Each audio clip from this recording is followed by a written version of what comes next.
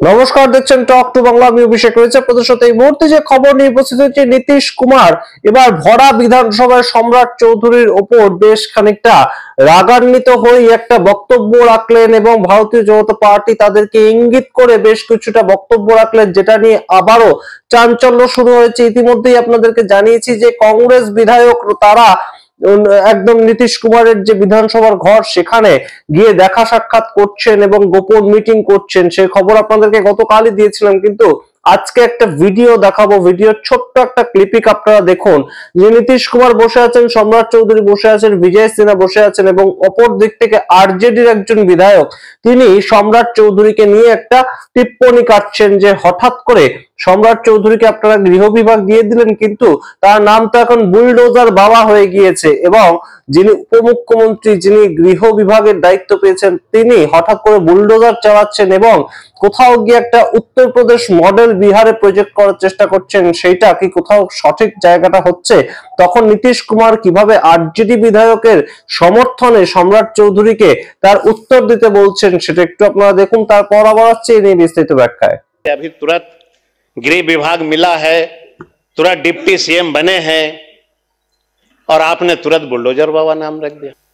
महोदय 2015 से 24 तक 80% अपराध में वृद्धि हुई है। 80% महोदय अभी हमने आपसे एक वाक्य हमने कहा বিধানসভার অভ্যন্তরের পরিস্থিতি দেখলেন বিহারে, এবং এই মুহূর্তে সবচেয়ে গুরুত্বপূর্ণ আপডেট যেটা, যে নীতিশ কুমার কিন্তু বড়সড় একটা কিছু প্ল্যান করছেন, বড়সড় একটা কিছু ইঙ্গিত দিতে চাইছে ভারতীয় জনতা পার্টি থেকে। এবং এই ভারতীয় জনতা পার্টি যে নীতিশ কুমারের হাত থেকে অলরেডি গৃহ বিভাগ নিয়ে নিয়েছে, অলরেডি তার হাত থেকে স্পিকার পদ নিয়ে নিয়েছে, সেটাকে কখনো মতেই সহ্য করতে পারছেন না, সেটাকে মেনে নিতে পারছেন না নীতিশ কুমার। এবং সেই জায়গাটা প্রতি পদক্ষেপে তার যে কার্যকলাপ সেগুলোর দ্বারা বেরিয়ে আসছে। কখনো তার ঘরে মিটিং করতে যাচ্ছে কংগ্রেসের 4 বিধায়ক, আপনাদের আগেও জানিয়েছি, এবং সেই জায়গাটার পরবর্তীতে আরজেডি বিধায়কের সমর্থনে নীতিশ কুমার বলছেন তুমি কিছু উত্তর দাও, একদম সম্রাট চৌধুরীকে উদ্দেশ্য করে। তার যে ইঙ্গিতটা আপনারা দেখতে পাচ্ছেন সেটা একদম সরাসরি তিনি বলছেন তুমি কিছু উত্তর দাও এর, এবং সম্রাট চৌধুরী কার্যত চুপ হয়ে থাকছেন, কোনো উত্তর নেই তার কাছে। সমস্তটা ব্যাখ্যা করব। আরো গুরুত্বপূর্ণ কিছু বক্তব্য নীতিশ কুমার বক্তব্য রাখার সময় রেখেছেন, তাও দেখাবো আপনাদেরকে। তার আগে অবশ্যই টক টু বাংলা ইউটিউব চ্যানেলটিকে সাবস্ক্রাইব করুন, এই ভিডিও দেখুন শেষ অবধি স্কিপ না করে। নীতিশ কুমার সবসময় বর্ণময় চরিত্র, এবং বিহার ভোটে এবারে নীতিশ কুমারকে যেভাবে একদম গুরুত্বহীন ভাবে রেখে দেওয়া হয়েছিল, ভোটের প্রচারের সময় পর্যন্ত লল্লন সিংকে নিয়ে নরেন্দ্র মোদী বেরিয়েছিলেন, সেই সমস্ত বিষয়গুলো এবং ভোটের যে সিট শেয়ারিং রেশিওটা নিয়েও একটা বিস্তর চর্চা হয়েছিল, যে নীতিশ কুমার একটু বেশি সিট চেয়েছিলেন, কিন্তু সেই বেশি সিটটা তাকে দেওয়া হয়নি। 151 আসন বিজেপিও লড়েছিল, 151 আসন নীতিশ কুমারও লড়েছিল, কিন্তু দেখা গেল শেষ পর্যন্ত সিঙ্গেল লার্জেস্ট পার্টি হিসেবে বিজেপি বেরিয়ে এলো। যেভাবেই কাউন্টিং হোক না কেন, যেভাবেই ভোটের যা কিছু অভিযোগ উঠুক না কেন, কিন্তু শেষ পর্যন্ত ফলের ভিত্তিতে আমরা যদি চর্চাটা করি তাহলে দেখবো যে 89 খানা আসন পেয়েছে ভারতীয় জনতা পার্টি এবং 85 খানা আসন পেয়েছে জেডিইউ অর্থাৎ নীতিশ কুমার। কিন্তু সেই জায়গা থেকে এই মুহূর্তে নীতিশ কুমার তার সিঙ্গেল লার্জেস্ট পার্টি হওয়ার যে আকাঙ্ক্ষাটা সেটাকে শেষ করতে পারছেন না, এবং তিনি বারংবার যে ইঙ্গিতটা দিচ্ছেন যে যে কোনো মুহূর্তে যদি প্রয়োজন পড়ে তাহলে কিন্তু অবশ্যই তিনি আরজেডির সঙ্গে আবারও যাবেন। এবং আরজেডি নেতাও তেমন বক্তব্য রেখেছেন। আরজেডির পক্ষ থেকে অধ্যক্ষ যিনি রণবিজয় সাহু, এবং তিনি একজন এমএলএও বটে, সেই জায়গা থেকে রণবিজয় সাহু বলছেন যে নীতিশ কুমার যখনই বলেন যে তিনি ইন্ডিয়া জোটের সঙ্গে আসবেন না বা আরজেডির সঙ্গে আসবেন না, তখনই সেই পদক্ষেপগুলো একদম গুটি সাজানোর মতন। তিনি তার অ্যালায়েড পার্টিগুলো তাদেরকে কোথাও গিয়ে একটা ধোকা দেওয়ার জায়গাটা তৈরি করে রাখেন, প্রেক্ষাপটটা তৈরি করে রাখেন। ঠিক তেমনই প্রেক্ষাপট এখন নীতিশ কুমার আবারও করছেন কিনা আমরা জানি না, তবে নীতিশ কুমারের যে বক্তব্য সেটা কিন্তু বেশ খানিকটা একদম আমরা শুনে মনে হচ্ছে যে হঠাৎ এরকম চেঁচিয়ে চেঁচিয়ে নীতিশ কুমার কাকে জানান দিচ্ছেন যে তিনি আর ইন্ডিয়া অ্যালায়েন্সের সঙ্গে আসবেন না। আপনারা শুনুন তো নীতিশ কুমার কি বলছেন একদম বিধানসভার অভ্যন্তরে দাঁড়িয়ে, তারপর আসছে নিয়ে বিস্তারিত ব্যাখ্যা। अरे भाई अब हम तो 2 बार, अब तो थोड़ा थोड़ा आपको रखे हुए थे, तो कितना हम कमा किए थे? आप तो सब मेरा बतवा मान लेते थे, अब बाद में गड़बड़ की है तो हम तो छोड़ दिए, अब कभी नहीं जाएंगे। আপনারা শুনলেন নীতিশ কুমারের বক্তব্য, এবং কোথাও গিয়ে যেন একটা এই ধরনের প্রেক্ষাপট সাজানো যে আর কোনো মতেই যাব না, তোমরা খুব বাজে, খুব পচা, তোমাদের সঙ্গে আমিও গিয়ে অনেক ভুল করেছি। কিন্তু এই প্রেক্ষাপট আগেও তৈরি করেছিলেন নীতিশ কুমার। 2022 সালে নীতিশ কুমার এর আগে বলেছিলেন যে আর যাই হয়ে যাক না কেন এনডিএ এর সঙ্গে আমি কোনোদিন যাব না, এনডিএ মৃত্যু পর্যন্ত এনডিএ এর হাত ধরবো না। কিন্তু তারপরে একইভাবে এনডিএ এর হাতও তিনি ধরেছিলেন, এবং এর আগে, ঠিক তার আগে যে ঘটনাটা নীতিশ কুমার নিজেও বললেন 2017 সালে, তখনও একই ঘটনা ঘটেছিলেন। এনডিএ ছেড়ে তিনি হঠাৎ করে চলে এসেছিলেন আইএনডিআইএ জোট কিংবা মহাগঠবন্ধন তাদের দিকে।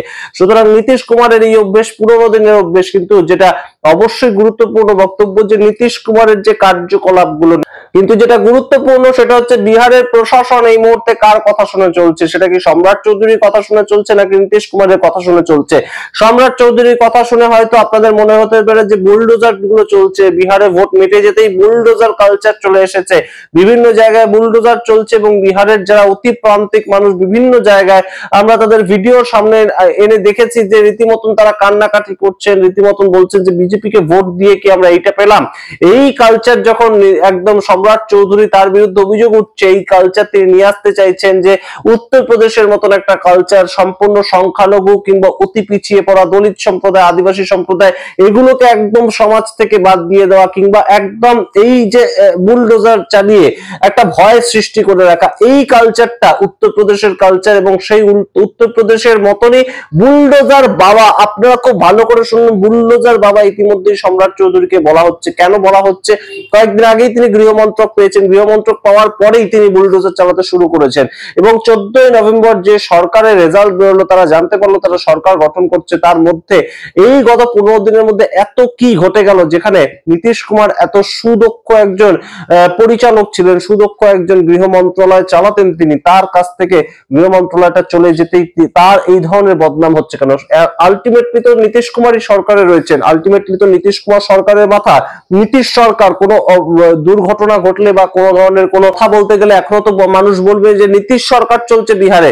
তো সেই নীতিশ কুমার এই যে সামগ্রিক ঘটনাগুলো ঘটছে সেইটার পদক্ষেপ গ্রহণ করার ক্ষেত্রে নীতিশ কুমার কি করলেন? নীতিশ কুমার ক্রমাগত কন্টিনিউয়াসলি তিনি বিভিন্ন জায়গার আধিকারিক বদল করছেন, অর্থাৎ তার হাতে যেটুকু ক্ষমতা আছে সেটুকু দিয়েই তিনি লড়াই করবার চেষ্টা করছেন। তিনি কন্টিনিউয়াসলি বিভিন্ন জায়গার বিভিন্ন দপ্তরের আধিকারিকদের বদল করছেন, এবং 20 বছরের মুখ্যমন্ত্রী তিনি, আধিকারিক তো তার সমস্ত চেনা থাকবেই, সেটা পুলিশে হতে পারে কিংবা আইএএস আইপিএস অফিসার হতে পারে, যে কোনো জায়গাতেই হতে পারে। সেই জায়গাটা নিয়ে কিন্তু নীতিশ কুমার এই মুহূর্তে চিন্তিত, এবং অবশ্যই নীতিশ কুমারের মতন সাইলেন্টলি কাজ করছেন। কিন্তু সম্রাট চৌধুরী তার কাজ, সেটাকে নিয়ে যে কোথাও নীতিশ কুমার সন্তুষ্ট নন, এবং তিনি যে সেখানে আরজেডি তাদের যে বিধায়কের কাছ থেকে অভিযোগগুলো উঠে আসছে সেটাকে খুব এনজয় করছেন বলা যেতে পারে। একদম যে আপনি উত্তর দিন, সম্রাট চৌধুরীকে নীতিশ কুমার বলছে এটার কোনো উত্তর দিন আপনি। এই যে বিষয়গুলো, এগুলো কিন্তু খুব একটা ছোটখাটো ঘটনা নয়, এবং ইঙ্গিত বটে, একদম সরাসরি ইঙ্গিত যে এই ঘটনা কিন্তু নীতিশ কুমারের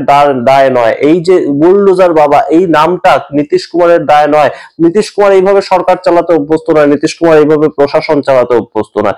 সামগ্রিক রিপোর্টটা তুলে ধরলাম আপনাদের সামনে। 85 + 35 + 6 126 সংখ্যাটা হয়।